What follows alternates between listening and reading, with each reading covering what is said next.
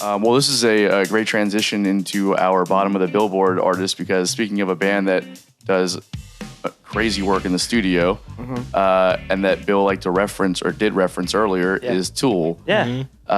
So today, the bottom of the Billboard song that I'm recommending is Tool Right Into off the 10,000 Days record.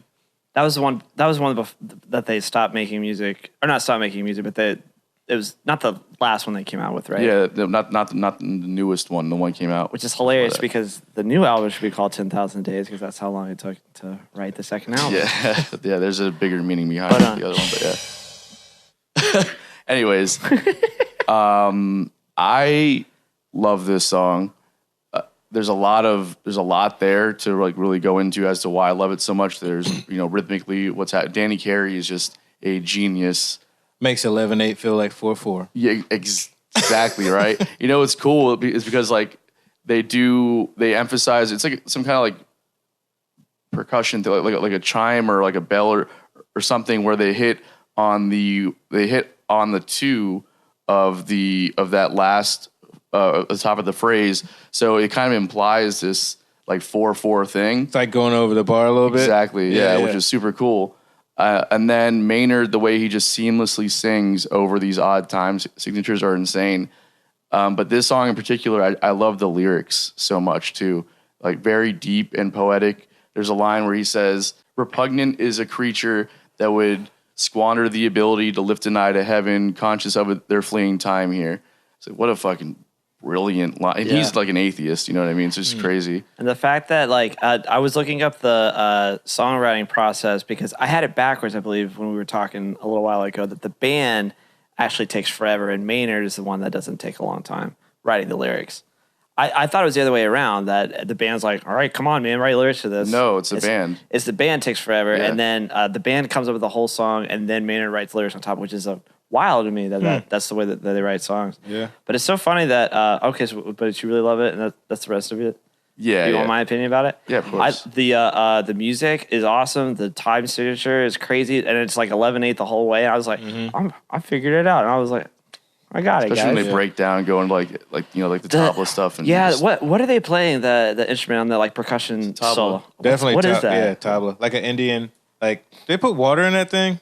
It sounds like there's water in that thing. I actually don't know. Chris might know the answer to that question. There is not. There's okay. But they use their palm to like push down on it. That's how you get that pitch. Oh, that thing. Yeah. I know what he's talking about. Doesn't it sound like there's water in there? It does. Yeah, for sure. It's a long song. It was like 8 minutes long. So I'm not a huge Tool fan. Not saying that there's like I don't know. I just don't know much about Tool or listen to many of their songs or anything like that because I just didn't get really into it. But the music's great. It's the lyrics for me, man. It's like extremely contrived. What do you mean? All they do is talk about monkeys and getting thumbs, and then we're just monkeys. We're just monkeys. It sounds like Joe Rogan's favorite song. Stoned Ape Theory album. Yeah. Well, he's exactly. He's talking about like the. Oh, I get what he's talking about. That's why it's so contrived.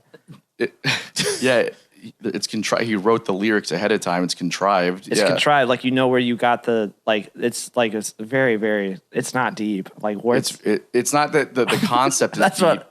I'm not saying that. The concept's not deep. It's the way that he puts the words together that's deep. He says like 100 times like I got the God made monkeys and then gave him thumbs and now this is the way we are. That's basically what he's saying. the whole thing. Poetry, Billy. There's poetry, but like it's not poetic. It's very poetic. You have to go back and listen to it again. I listened to it twice and then I read the lyrics like several times. I'm like, I think he says monkey one more time. Like you can't come up with anything. You have a theme. Huh? You have a theme. He's trying to stick with a theme. I'm just saying it's just a little contrived. The concept itself is anything crazy, and but I think the way he puts the words together are amazing, and the melody, like the way he's singing, it's all really catchy. The music, the song, like I'm still gonna give it a thumbs up without a doubt. I just like the words. No, it's not even that. It's just the way that you said that the lyrics is what does it for me. I'm just like, you gotta be kidding me. No, man, because there's a difference between the concept of what they're talking about versus like the way the words are put together and how you describe that concept, right? Like that's the difference. It doesn't have to be a deep concept to be able to explain something in an artistic way. Yeah. Right. No, I totally get it. And actually, there's a couple of lyrics where it actually is like deep, like with the one that you said. But like it's like 8 minutes of him talking about monkeys getting thumbs. Yeah. I swear to God. What do you think, Elon? I was all about the instrumentation. Yeah. That's kind of where I live. Yeah. I can't sing. I mean, I listen to vocals that, sometimes they're powerful. Yeah. But the 11/8, it took me like a little bit to figure out, what was happening. I had to kind of subdivide, but yeah. Danny Carey is the man. He's like one of the most revered drummers ever. Yeah. To me, for a long time, that was like the sound. The drum, like every drummer should just have that sound specifically, not the way that he plays necessarily, just like the sound of his drums. Yeah. It's like, I think he uses like sonars. Yeah. He And- does. And also Thomas Lang uses them. He has that same sound. You ever heard Thomas Lang? I don't think so. He's like super technical. Who's he play with, or just his own? He's just one of those guys, Yeah. Like what? Just a badass. You can find him here or there, Yeah.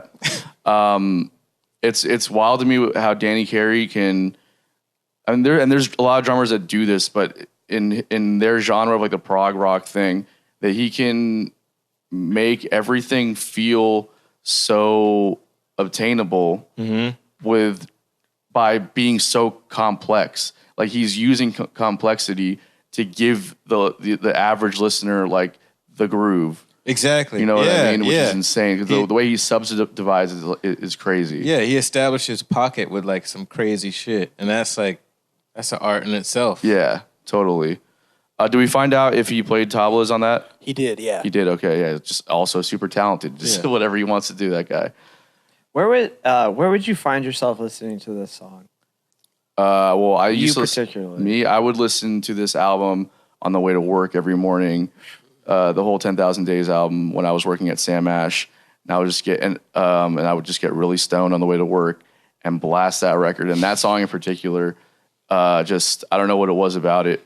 It's just everything that I mentioned, I guess. I want to listen to more Tool to hear like the crazy like song instrumentation, but it's just like the one last thing I'll say about it seems like they made it complicated just to make it complicated almost. The riffs too? The riff? Like the instrumentation, you think they made that complicated? No, just the whole 11/8 thing. Yeah, I guess that's what you're trying to say. Like, but I still love it. I think it grooved. I think that's It grooves hard. what Yeah. they do. I don't Yeah. know. But how long was it between the 10,000 Days album and the other one? Well, the newest one The came new out one? last year, I think, or 2 years ago. I think it was like So- I think it was longer than that. 10,000 Days came out in 2006. Yeah.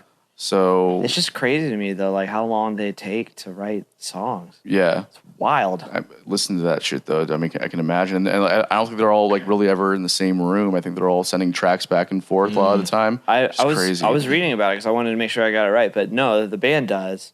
They're all together, but Maynard just lives on a winery. What do you call it? Did I get that right? Wine Grove. Anyways, Vineyard. Thank you. No, it's a wine grove. I got it right. And he just let me know when you're done with the song, and I'll write lyrics for it. Yeah. He probably just pops them out in like a week.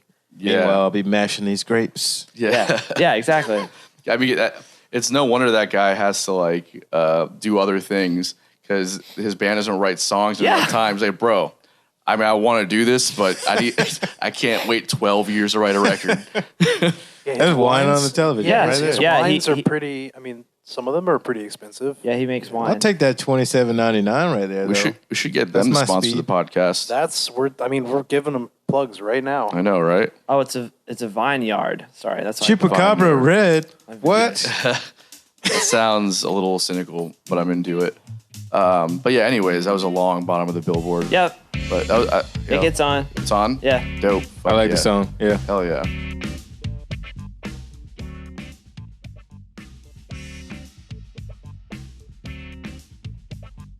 I was gonna say real quick, like I think he started a vineyard in spite of the band to be like, hey, guess what? While you were writing an album, one song, I had enough time to age wine. That's pretty funny. Yeah.